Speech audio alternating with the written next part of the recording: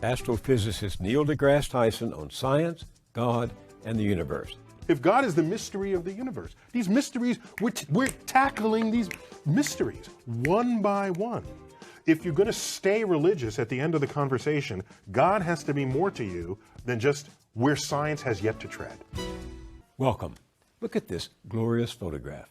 It was taken by a NASA space telescope and shows the remains of a supernova, an exploded star, 17,000 light years away from us, back when here on planet Earth, we were still in the Stone Age. Now hold your hand up to the screen and see how the photo resembles the X-ray of some large celestial hand. That's why astronomers have called this image the hand of God. Not literally, of course, but the picture does provide us with an elegant entry into the next part of my conversation with Neil deGrasse Tyson. Neil deGrasse Tyson talked about the phenomenon of dark energy, the accelerating expansion of our universe. We expected gravity to be slowing down the expanding universe. The opposite is happening. We don't know what's causing. Nor do Tyson and his colleagues yet fully comprehend another cosmic enigma known as dark matter. There is no known objects accounting for most of the effect of gravity in the universe. Something is making stuff move that is not anything we have ever touched. Welcome. Thank you. Talk about the scene of dark matter from your show at the planetarium. So what's going on here is you're viewing the structure of the large-scale universe. And what we've represented here are dark areas that themselves have more gravitational attraction than the light areas. So the light areas are drawing themselves to the dark areas. And so what happens is, as this happens over the eons, structure begins to manifest in the universe. And you see this web work, and it looks almost organic, or it looks like some kind of neurosynaptic map. The formation and collection of matter in the universe follows the laws of physics, and when you add in the dark matter, this extra gravity, it turns the universe into the universe that we see. That's why we know the dark matter is real. We don't know what it is, but we know it's there because we can't make the universe as we see it unless we put this extra gravity into our simulations to match the gravity that we see. So you know it's something. It's something. And there's some exotic ideas for it, by the way. Particle physicists are convinced that it might be an exotic particle that doesn't interact with us, doesn't interact with our light, or with our telescopes, but that it has gravity. So these particles are doing their own thing, invisible to us, but otherwise attracting our matter into nucleating us among them. One of the more intriguing accounts I've heard is if you have multiple universes, it turns out gravity can spill out of one universe and be felt by another. And if we have another universe adjacent to ours, it could be that these sites where we see extra gravity is ordinary gravity in a parallel universe. And here we are looking at it mysteriously, like, what is this? It's like the blind man touching the elephant. I don't know what this whole thing is, but here I can describe this part of it. You think there could be another universe?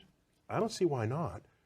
Because back when we thought Earth was alone in the universe, we learned that there are other planets, that the Earth is just a planet, one of many. Well, the sun is surely special. No, the sun is one of 100 billion other suns. The galaxy, the Milky Way. No, the galaxy is one of 100 billion galaxies. How about the universe? We have philosophical precedent to suggest that why should nature make anything in ones? Okay? Everything else we ever thought was unique or special, and we found more of them. So philosophically, it's not unsettling to imagine more than one universe. We also have good theoretical grounds for suggesting the existence of a multiverse, where our universe is just one of some countless number of other universes coming in and out of existence with slightly different laws of physics within them. So that makes it a little dangerous because we are held together, evolved in a universe where we work where we work physically. If you want to visit another universe, I would like... Don't you sometimes feel sad about breaking all these myths apart? No, because I think it's some myths are deserve to be broken apart out of respect for the human intellect. That no, when you're writhing on the ground and froth is coming out of your mouth, you're having an epileptic seizure. You have not been invaded by the devil. We got this one figured out, okay? I mean, discovery moves on. So I don't mind the power of myth and magic, but take it to the next frontier and apply it there.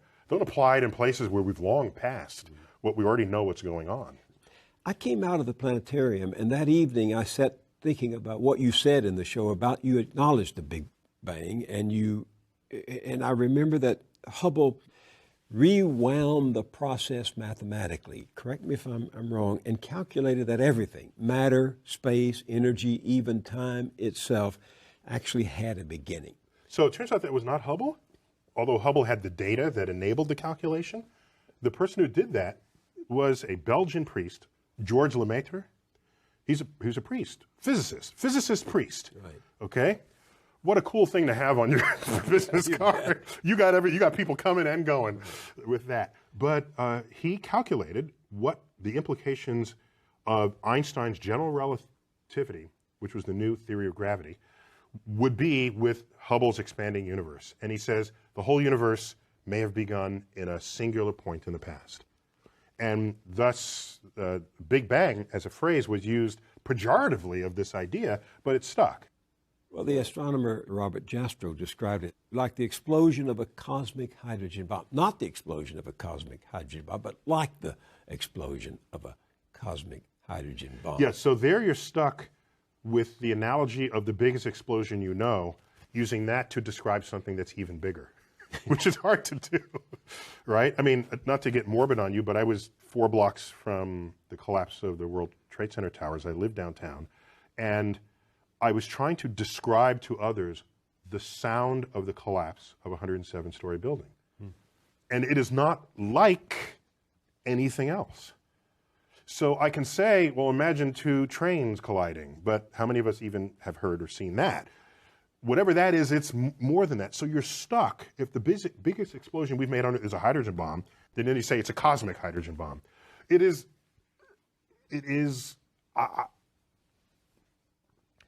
I think saying it's a cosmic hydrogen bomb cheapens the event.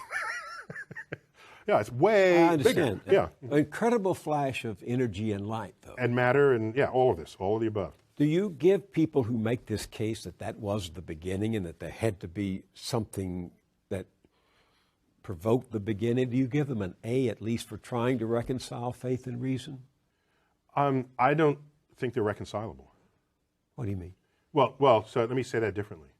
All efforts that have been invested by brilliant people of the past have failed at that exercise. They just fail. And so the track record is so poor that going forward I have essentially zero confidence, near zero confidence that there will be fruitful things to emerge from the effort to reconcile them. So, for example, if you knew nothing about science and you read, say, the Bible, the Old Testament, which in Genesis is an account of nature. That's what that is. And I said to you, give me your description of the natural world based only on this. You would say the world was created in 6 days and that stars are just little points of light, much lesser than the sun. And in fact, they can fall out of the sky, right? Because that's what happens during the Revelation. One of the signs that the second coming is that the stars will fall out of the sky and land on earth. To even write that means you don't know what those things are. You have no concept of what the actual universe is.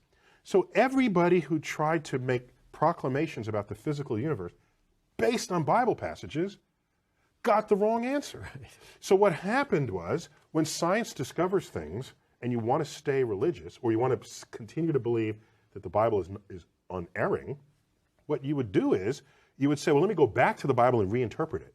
Then you'd say things like, oh, they didn't really mean that literally, they meant that figuratively. So this whole sort of reinterpretation of the how figurative the poetic passages of the Bible are, came after science showed that this is not how things unfolded. And so the educated religious people are perfectly fine with that.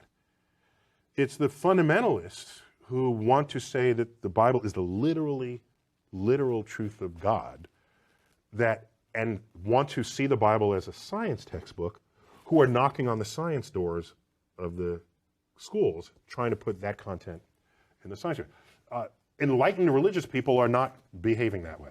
They're saying, yes, science is cool, we're good with that, and use the Bible to get your spiritual enlightenment and your emotional fulfillment. I have known serious religious people, not fundamentalists, who were scared when Carl Sagan opened his series with the words, "The cosmos is all that is, or ever was, or ever will be." That scared them because they interpret that to mean then if this is it, there's nothing else, no God and no life after.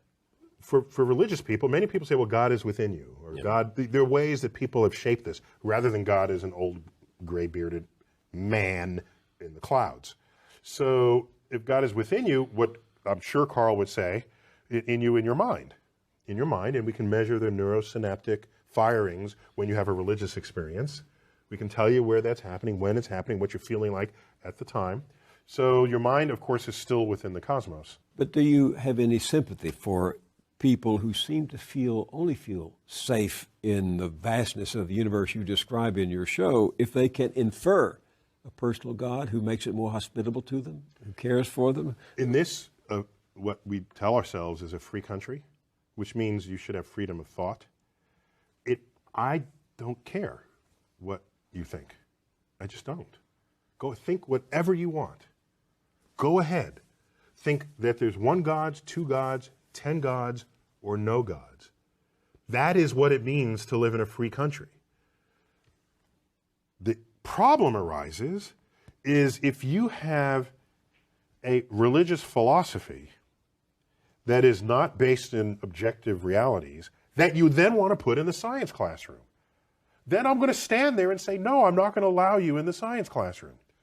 I'm not telling you what to think. I'm just telling you in the science class, you're not doing science. This is not science. Keep it out. That's when I stand up. Otherwise, go ahead. I'm not telling you how to think. I think you must realize that some people are going to go to your show at the planetarium and they're going to say, aha, those scientists have discovered God, because God, dark matter, is what holds this universe together. So is that a question? It's a statement. You know they're going to say that. So the history of discovery, particularly cosmic discovery, but discovery in general, scientific discovery, is one where at any given moment there's a frontier. And there tends to be an urge for people, especially religious people, to assert that across that boundary into the unknown lies the handiwork of God. This shows up a lot. Newton even said it. He had his laws of gravity and motion, and he was explaining the moon and the planet. He was there. He doesn't mention God for any of that. And then he gets to the limits of what his equations can calculate. So can't quite figure this out. Maybe God steps in and makes it right every now and then. That's where he invoked God. And Ptolemy, he bet on the wrong horse, but he was a brilliant guy. He formulated the geocentric universe with Earth in the middle. This is where we got epicycles and the machinations of the heavens. There was still a mystery to him. He looked up and uttered the following words: when I trace at my pleasure the windings to and fro of the heavenly bodies. These are the planets going through retrograde and back. The mysteries of the earth. When I trace at my pleasure the windings to and fro